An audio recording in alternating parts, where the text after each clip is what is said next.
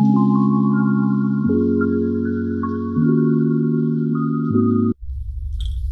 Everyone, welcome back to my channel. Last video में हमने NPO के बेसिक्स कवर किए थे और अब हम स्टार्ट करने वाले हैं कुछ इंपॉर्टेंट टर्म्स जो कि हमें फाइनल अकाउंट्स प्रिपेयर करते टाइम यूज़ करने हैं। तो सबसे पहले उनकी अंडरस्टैंडिंग हमें ज़रूरी है कि ताकि हम समझ पाए कि उनका ट्रीटमेंट फाइनल अकाउंट्स में क्या होने वाला है। तो ये जो इंपॉर्टेंट टर्म्स कुछ आपको स्क्रीन पे नज़र आ रही हैं, इन्हें हम इस वीडियो में कवर करेंगे। इसके बाद हम receipts and payments and income and expenditure account के फॉर्मेट्स को भी समझ लेंगे कि किस तरीके से उन अकाउंट्स को प्रिपेयर किया जाता है। तो सबसे पहला जो टर्म है सब्सक्रिप्शन, मैं वन बाय वन करके एक एक टर्म्स आपको एक्सप्लेन करूंगी। इसमें आपको मीनिंग समझ में आ जाएगा और इसका ट्रीटमेंट हम साथ के साथ नोट डाउन करते चलेंगे कि हम इसको फाइनल अकाउंट्स में ट्रीट कैसे करने वाले हैं। Okay, so now let's start. सबसे पहला टर्म है सब्सक्रिप्शन। सब्सक्रिप्शन क्या होता है? सब्सक्रिप्शन क्या है? ये एक मेंबरशिप फी है जो एक ऑर्गेनाइजेशन जो कि नॉट फॉर प्रॉफिट ऑर्गेनाइजेशन है, उसके मेंबर्स उन्हें एनुअली पे करते हैं। तो ये क्या है? एक तरीके का रिसीट है फॉर द फर्म। अब वो जो एनपीओ है जो इसे रिसीव करती है वो इसको किस तरीके से ट्रीट करेगी? ये जो रिसीट है ये एक रिकरिंग नेचर का रिसीट है, रिकरिंग इनकम है। आपने 11th क्लास में ये कॉन्सेप्ट समझा होगा, recurring expenses, non recurring expenses, recurring incomes and non recurring incomes. तो जो रिकरिंग नेचर के एक्सपेंसेस होते हैं, रिकरिंग नेचर के इनकम्स होती हैं, उन्हें हम कहाँ ट्रीट करते थे? P&L में। तो यहाँ पे जो रिकरिंग नेचर की आइटम्स हैं उनको हम बेसिकली कहाँ ट्रीट करते हैं? इनकम एंड एक्सपेंडिचर अकाउंट में। और जो कैपिटल नेचर की रिसीट्स होती हैं, कैपिटल नेचर की पेमेंट्स होती है, वो कहाँ जाती है? बैलेंस शीट में। क्यों? क्योंकि जो भी आइटम्स कैपिटलाइज होती है उन्हें हम कहाँ शो करते हैं? बैलेंस शीट में। ओके, तो सबसे पहला जो टर्म है सब्सक्रिप्शन, ये क्या है? मेंबरशिप फी है। नेचर क्या है इसका? रिकरिंग, क्योंकि एनुअली पे करने वाले हैं एनपीओज को। ये जो पेमेंट है ये इसके मेंबर्स के थ्रू एनुअली रिसीव होने वाली है, रिकरिंग इनकम है। ओके, तो इसे हम कहाँ ट्रीट करेंगे? इनकम एंड एक्सपेंडिचर अकाउंट में। और इनकम एंड एक्सपेंडिचर अकाउंट में जो अकाउंटिंग ट्रीटमेंट का रूल था वो क्या था?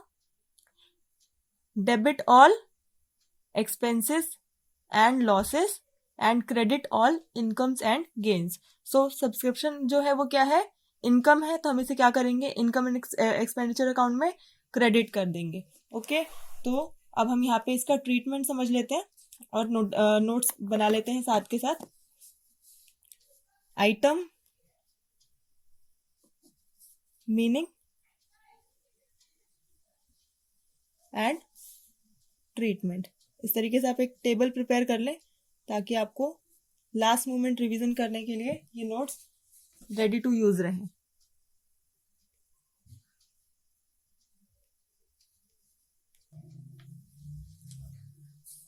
फर्स्ट आइटम सब्सक्रिप्शन, ये क्या है? It is a membership fee which is received by the organization from whom? Its members. Okay, from its members. And what is the interval of the receipt? Annually. Means it is a recurring nature of income.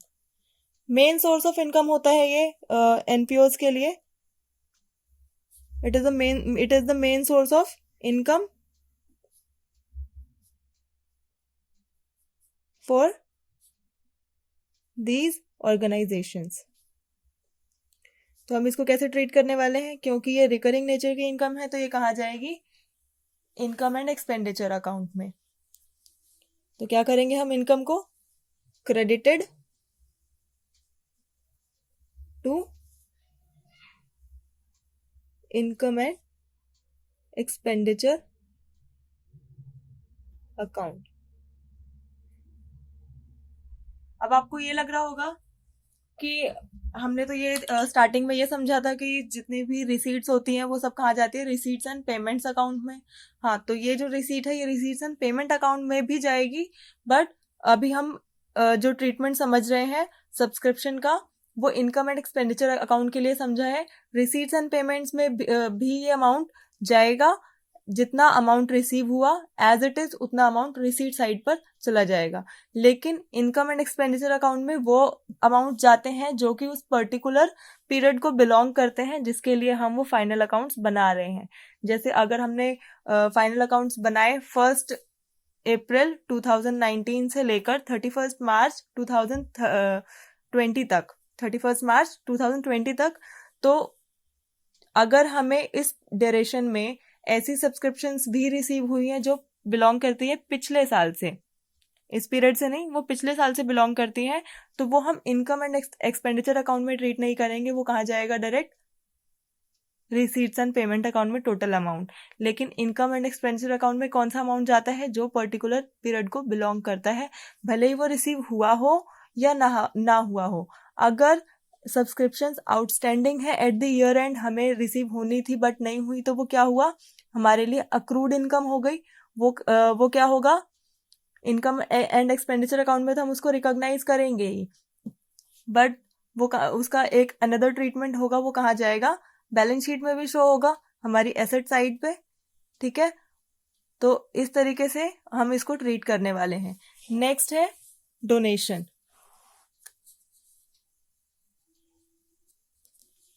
अब donations क्या होती है, बहुत easy है ये term. Donations जो है ये एक तरीके का गिफ्ट, किसी ने आपको कैश में या इन काइंड कोई किसी प्रॉपर्टी की फॉर्म में, कोई पर्टिकुलर आइटम की फॉर्म में आपको कुछ, कोई असेट की फॉर्म में कुछ गिफ्ट दिया, उसे क्या बोलते हैं, डोनेशन। तो ऑर्गेनाइजेशंस को उनके मेंबर्स के थ्रू या नॉन मेंबर्स के थ्रू कोई भी आके डोनेशन दे सकता है। तो जो डोनेशंस रिसीव होती हैं वो क्या है, रिसीट्स है, इनकम्स है। तो इनको हम कैसे ट्रीट करेंगे, अब अगर मान लो डोनेशंस जो है वो किसी पर्टिकुलर पर्पस के लिए दिया गया है, तो वो स्पेसिफाई हो गया कि उसका यूज जो है वो स्पेसिफाइड है, उस पर्टिकुलर पर्पस के लिए ही यूज करना है, तो वो हमारे लिए क्या बन जाएगा, एक लाइबिलिटी, कि हमें अमाउंट रिसीव तो हुआ लेकिन उसके बदले में उन्होंने हमें पर्पस भी स्पेसिफाई कर दिया कि आपको ये अमाउंट इसी जगह इस्तेमाल करना है। ठीक है, तो इस तरीके की डोनेशंस को हम क्या बोलते हैं, स्पेसिफिक डोनेशंस। क्या बोलते हैं, स्पेसिफिक डोनेशंस। दो तरीके के डोनेशंस हो गए, general and specific. Specific donations कौन सी होती है, which are to be utilized for a specified purpose. ऐसी डोनेशंस जो हमें रिसीव हुई हैं एक स्पेसिफाइड पर्पस के लिए, उन्हें क्या बोलते हैं, स्पेसिफिक डोनेशंस। और ये जो डोनेशंस हैं ये क्या हो गई, हमारे लिए लाइबिलिटी हो गई, तो इनको हम क्या करेंगे, कैपिटलाइज कर देंगे। कैपिटलाइज करने का मतलब क्या है, बैलेंस शीट में शो करेंगे, कैपिटलाइज्ड इन बैलेंस शीट, कहाँ, लाइबिलिटी, एज लाइबिलिटी। और जैसे जैसे वो पर्पस हम पूरा करते जाएंगे, जिस पर्पस के लिए हमें वो डोनेशंस रिसीव हुई थी, तो लाइबिलिटी उतने ही प्रपोर्शन में डिक्रीज होती रहेगी। ठीक है, दूसरा टाइप है डोनेशंस का, जनरल डोनेशंस। जिन ऐसे डोनेशंस जो हमें रिसीव हुई लेकिन उनका कोई पर्पस स्पेसिफाइड नहीं है। ठीक है, तो वो हमारी ऑर्गेनाइजेशन की जनरल जो ऑब्जेक्टिव्स हैं, जनरल पर्पस है, उसको प्रमोट करने के लिए हम यूज करने वाले हैं। उसके साथ कुछ स्पेसिफाइड जो यूज है वो नहीं बताया गया, हमें जनरली डोनेशन रिसीव हो गया, तो ये क्या है, इनको हम नॉर्मल इनकम मान लेंगे, रेवेन्यू रिसीट्स की तरह ट्रीट करेंगे, और ये कहाँ जाएगा, इनकम एंड एक्सपेंडिचर अकाउंट में as income, as normal income. ठीक है, तो ये क्या होगा, credited to income and expenditure account, same as subscription. जैसे हम सब्सक्रिप्शन को ट्रीट कर रहे थे वैसे ही हमें जनरल डोनेशंस को भी ट्रीट करना है। ठीक है, तो इसका मीनिंग लिख लेते हैं। Such donations are to be utilized to promote the general purpose of the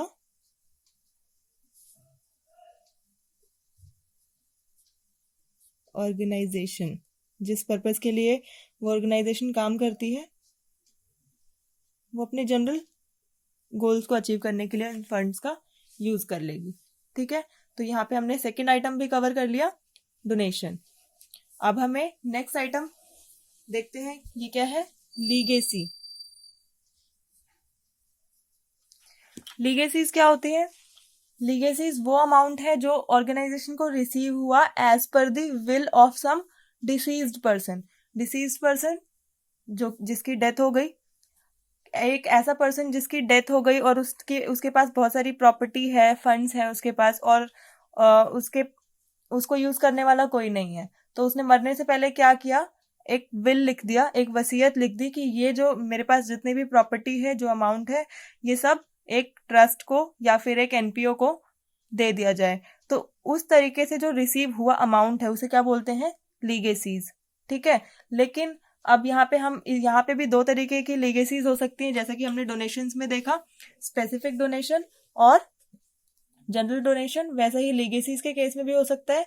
अगर लीगेसी जो हमें रिसीव हो रही है वो देने वाले ने, डिसीज पर्सन ने स्पेसिफाई कर दिया विल में कि ये जो अमाउंट है वो इसी पर्पस के लिए यूज होगा, तो उसे हम क्या बोलेंगे, स्पेसिफिक लीगेसी। और अगर कोई पर्पस नहीं स्पेसिफाई किया है तो वो क्या होगा, जनरल लीगेसी होगी। और यहाँ पे भी ट्रीटमेंट सेम डोनेशंस की तरह होगा। अगर स्पेसिफिक लीगेसी है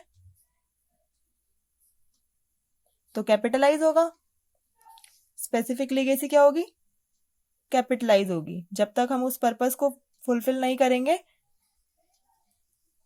तो वो हमारे लिए लाइबिलिटी रहेगी, और जैसे जैसे हम उस पर्पस के लिए उस फंड को यूज करते जाएंगे तो हमारी लाइबिलिटीज डिक्रीज होती रहेंगी। ठीक है, और अगर जनरल है तो हम उसे नॉर्मल रेवेन्यू रिसीट की तरह ट्रीट करेंगे। तो ये कहाँ जाएगा, क्रेडिट होगा कहाँ पर, इनकम एंड एक्सपेंडिचर अकाउंट में। आया समझ में? और लीगेसी जिस पीरियड में हमें रिसीव हुई उसी पीरियड में ट्रीट करते हैं। तो एक बार आप ये इसका मीनिंग नोट डाउन कर लीजिए। It is the amount received as per will of a deceased person who may और may not specify the use of the amount. ठीक है, तो ये जो लीगेसीज का अमाउंट रिसीव होता है, इसमें जो डिसीज पर्सन गिफ्ट कर रहा है, जो डिसीज पर्सन विल के थ्रू आपको अमाउंट दे रहा है, वो उसका स्पेसिफिक यूज जो है वो पहले से बता भी सकता है और नहीं भी। ठीक है, अब हमारी नेक्स्ट आइटम है लाइफ मेंबरशिप फी। लाइफ मेंबरशिप फी, अभी जो हमने सब्सक्रिप्शन के केस में देखा, वहां पे मेंबर क्या करता है, एनुअली अपनी मेंबरशिप फी एनपीओ को देता है। लेकिन कुछ मेंबर्स ऐसे भी होते हैं जो हर साल की हेडेक नहीं लेना चाहते, और वो क्या करेंगे, एक ही बार में उन्होंने क्या किया, लमसम अमाउंट, एक बार में एक बल्क अमाउंट, एक लमसम अमाउंट क्या किया, एनपीओ को पे कर दिया कि लो जी ये हमारी लाइफ मेंबरशिप फी हो गई, लाइफ टाइम मेंबर बन गए आपकी एनपीओ के, आपकी ऑर्गेनाइजेशन के। तो इस केस में उन्होंने क्या किया, एनुअली अमाउंट देने के बजाय उन्होंने क्या किया, एक वन टाइम अमाउंट पे कर दिया कि हमारी लाइफ मेंबरशिप आप रजिस्टर कर लो और ये लमसम अमाउंट रख लो। ठीक है, तो यहाँ पे ये जो इस तरीके का जो रिसीट है वो क्या है, रिकरिंग नेचर है? नहीं, क्योंकि एक जो मेंबर है वो हर साल बार बार लाइफ मेंबरशिप फी नहीं पे करेगा, वो तो वन टाइम पेमेंट है। तो यहाँ पे इसको हम क्या करेंगे, इसे हम मानते हैं कैपिटल नेचर की रिसीट। ये क्या है, कैपिटल नेचर की रिसीट है। तो कैपिटल नेचर की रिसीट कहाँ जाती है, बैलेंस शीट में कैपिटलाइज होती है। ठीक है, तो लाइफ मेंबरशिप क्या है, लाइफ मेंबरशिप फी क्या है? सम मेंबर्स मे प्रेफर, ऐसा सबके लिए नहीं है, कुछ मेंबर्स ऐसे होते हैं जिनको ऐसा लगता है कि उन्हें एक बार में पेमेंट कर देना सही लग रहा है, तो वो क्या कर सकते हैं, एक बार में एक लमसम अमाउंट पे कर सकते हैं।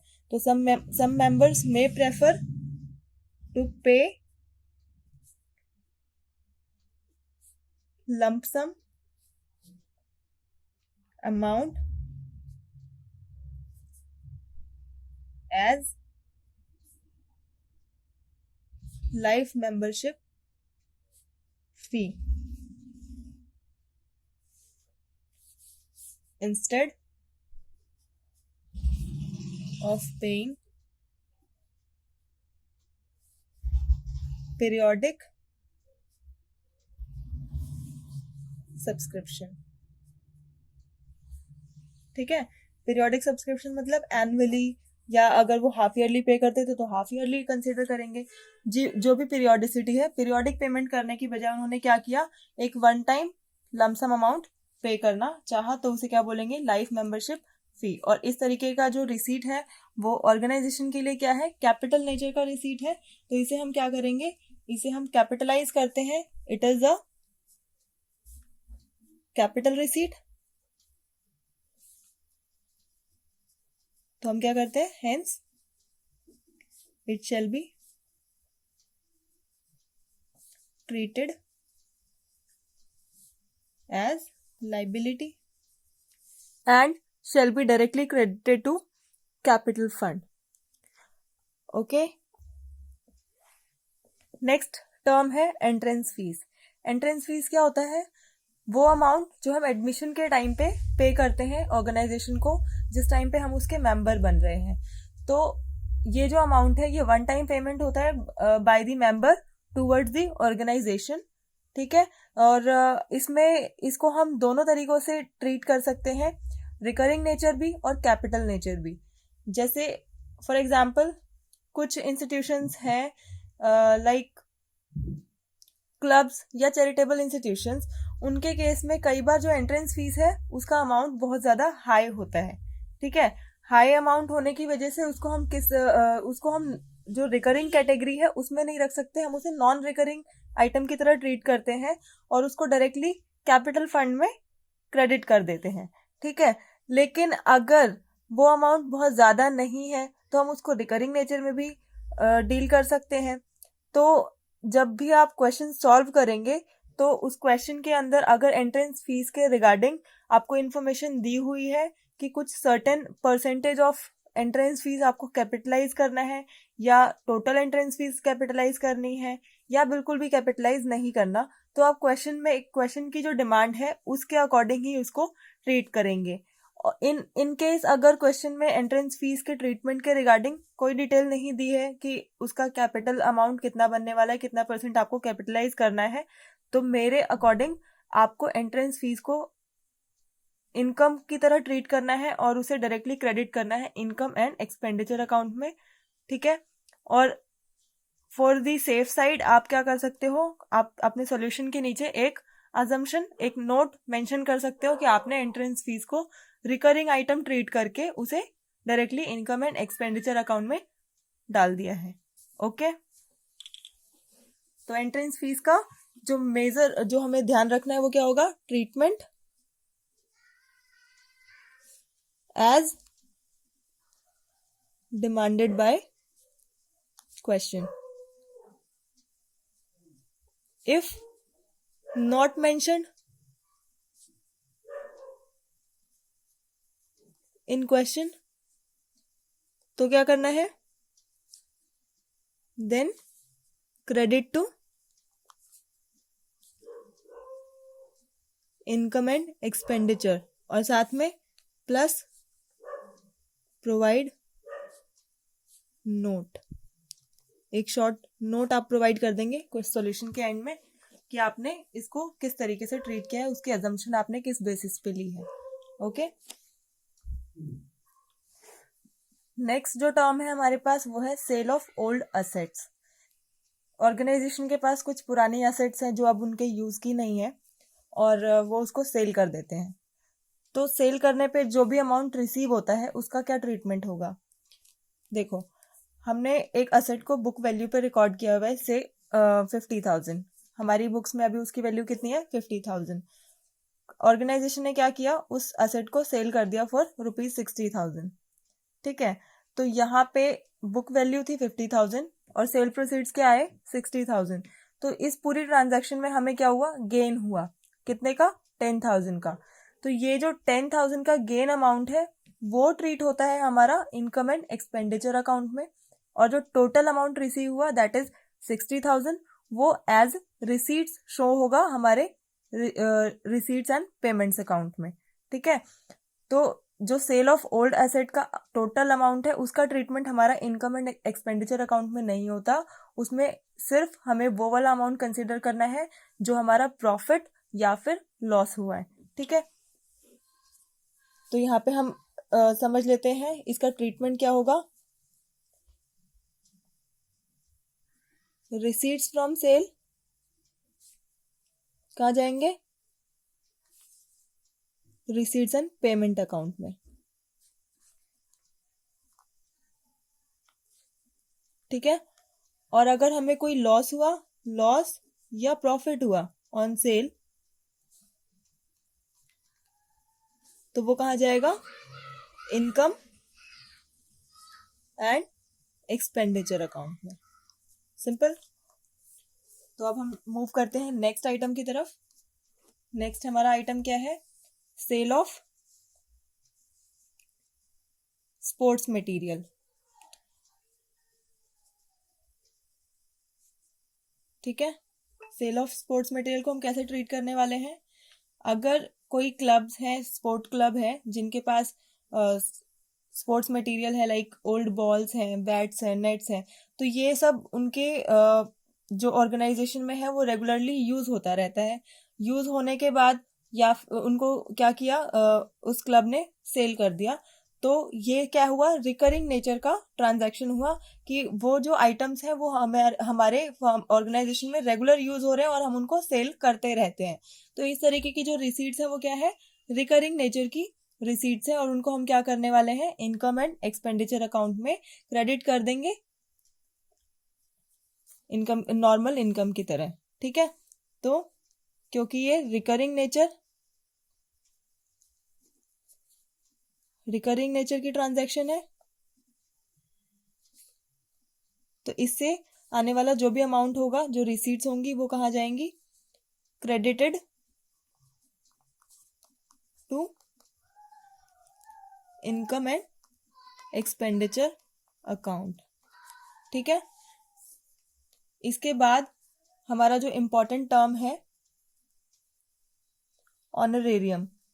ऑनरेरियम क्या होता है, ये ऐसा अमाउंट है जो हम किसी ऐसे पर्सन को पे कर रहे हैं जो हमारे ऑर्गेनाइजेशन का, हमारे इंस्टीट्यूशन का एम्प्लॉय नहीं है, लेकिन उनके किसी परफॉर्मेंस की वजह से या उनको ऑनर करने के लिए हम उसे पेमेंट कर रहे हैं। तो ये जो पेमेंट्स होती हैं उन्हें क्या बोलते हैं, ऑनरेरियम। ठीक है, पेमेंट टुवर्ड्स ऑनरेरियम। तो इस तरीके के जो एक्सपेंसेस हैं वो क्या है, रिकरिंग नेचर की है, कि आपने कोई फंक्शन ऑर्गेनाइज किया, आपने कोई इवेंट ऑर्गेनाइज किया जिसमें आपने कुछ गेस्ट बुलाए, या फिर कोई आर्टिस्ट बुलाया जो जिन्होंने स्टेज पे परफॉर्मेंस दी। ठीक है, और उसके बदले आपने उनको ऑनर करते हुए जो पेमेंट किया वो क्या है, ऑनरेरियम। ठीक है, तो ये रिकरिंग नेचर के एक्सपेंस, ये इनकम नहीं है, ये एक्सपेंडिचर है, तो इसको हम ट्रीट करेंगे as expenditure in income and expenditure account. ठीक है, तो इसका आप मीनिंग लिख लीजिए, it is the amount paid to the person who is not the regular employee. Example, payment to an artist for performance at the club. क्या है ये, इसको ट्रीट कैसे करना है, as expenditure in income and expenditure account. Simple. Next item है endowment fund. Endowment fund क्या होते हैं, ये एक इन्वेस्टमेंट फंड होता है जो जनरली एनपीओज यूज करते हैं टू जनरेट इनकम। ठीक है, तो जो फंड्स एनपीओ के पास है उन्होंने क्या किया, एक इन्वेस्टमेंट फंड में डाल दिया, उनको गिफ्ट के थ्रू या फिर किसी से रिक्वेस्ट करके जो अमाउंट मिला वो उन्होंने क्या किया, एक इन्वेस्टमेंट फंड में डाल दिया, और उससे जनरेट होने वाली जो इनकम है उसको वो अपने एक स्पेसिफिक पर्पस को पूरा करने के लिए यूज करते हैं। ठीक है, लेकिन जो प्रिंसिपल अमाउंट है, यानी जो प्रिंसिपल अमाउंट मिला, जो फंड उन्होंने इन्वेस्ट किया, उसको वो विड्रॉ नहीं कर सकते। Only the income arising from that fund can be used. ठीक है, तो ये जो रिसीट हुआ वो क्या है, एक कैपिटल नेचर की रिसीट है, क्योंकि जो प्रिंसिपल अमाउंट है उसको हम विड्रॉ नहीं कर सकते, प्लस उससे अराइज होने वाली जो इनकम है उसको एक स्पेसिफिक पर्पस के लिए यूज करना है। तो वो एक तरीके से हमारे लिए क्या है, लाइबिलिटी है कि उस फंड से जो इनकम आ रही है वो हमें एक स्पेसिफिक पर्पस को ही पूरा करने के लिए यूज कर सकते हैं। तो इसलिए इस तरीके की, इस नेचर की जो रिसीट है, एंडोमेंट फंड्स जो है उनको हम क्या करते हैं, कैपिटलाइज करते हैं और बैलेंस शीट में एज लाइबिलिटी शो करते हैं। ठीक है, तो ये हमारा यहाँ पे कंप्लीट होता है एंडोमेंट फंड। अब हम नेक्स्ट जो आइटम कवर करेंगे वो है गवर्नमेंट ग्रांट। तो मैं आपको एक इसका ओवरव्यू दे देती हूँ। गवर्नमेंट ग्रांट क्या होता है, जो गवर्नमेंट है वो कई बार फंड्स के थ्रू एनपीओज को उनके ऑब्जेक्टिव्स को मीट करने के लिए कुछ फाइनेंशियल असिस्टेंस प्रोवाइड करती है। ठीक है, तो ये जो अमाउंट गवर्नमेंट उनको प्रोवाइड कर रही है थ्रू फाइनेंशियल असिस्टेंस, उसे क्या बोलते हैं, गवर्नमेंट ग्रांट बोलते हैं। अब ये जो गवर्नमेंट ग्रांट्स हैं वो भी दो नेचर की हो सकती हैं। अगर गवर्नमेंट ने उसको एक स्पेसिफिक पर्पस के लिए दिया है तो वो क्या हुआ, स्पेसिफिक ग्रांट हो गई। ठीक है, तो उस केस में हम उसे क्या करेंगे, सिंपल है, अगर स्पेसिफिक पर्पस के साथ आ रही है कि हमें इसी पर्पस को पूरा करना है, उसके लिए यूज करना है, तो वो क्या होगा, कैपिटल नेचर ग्रांट। ठीक है, उसको हम कैपिटल की तरह ट्रीट करेंगे और उसको अपनी बैलेंस शीट में एज लाइबिलिटी शो करेंगे जब तक कि हमारा वो पर्पस पूरा नहीं होता, उस फंड को हम उस पर्पस के लिए यूटिलाइज नहीं कर लेते। और अगर रिकरिंग ग्रांट है in the form of maintenance grant, तो उसे हम क्या करेंगे, रेवेन्यू रिसीट की तरह ट्रीट करेंगे और इनकम एंड एक्सपेंडिचर अकाउंट में नॉर्मल इनकम की तरह उसको शो करेंगे। ठीक है, लेकिन अगर वो उस ग्रांट के साथ एसोसिएटेड है एक particular purpose, like building grant हो गई, बिल्डिंग बनाने के लिए दिया है, ठीक है, तो उसको हम कैपिटल रिसीट मानेंगे और उसको बिल्डिंग फंड की तरह बिल्डिंग फंड बना देंगे और उसको बैलेंस शीट में एज लाइबिलिटी शो करेंगे जब तक कि वो बिल्डिंग हम नहीं बना देते जिसके लिए वो फंड मिला है। कुछ जो एनपीओज हैं वो गवर्नमेंट की तरफ से कैश सब्सिडी भी रिसीव करते हैं। ठीक है, या गवर्नमेंट एजेंसीज की तरफ से उनको कैश में सब्सिडी मिलती है, कैश सब्सिडी मिलती है। तो इस तरीके की जो सब्सिडी है, सब्सिडी मिल रही है अगर किसी एनपीओ को गवर्नमेंट की तरफ से, तो वो भी क्या है, रेवेन्यू इनकम है, और जिस ईयर में भी वो रिसीव होती है उसी ईयर में हम उसको इनकम की तरह रिकॉग्नाइज कर लेते हैं उसकी इनकम एंड एक्सपेंडिचर अकाउंट में। ठीक है, तो अब हम एक बार इसका मीनिंग और ट्रीटमेंट नोट डाउन कर लेते हैं। लिख लीजिए, NPOs depend upon government grant for their activities.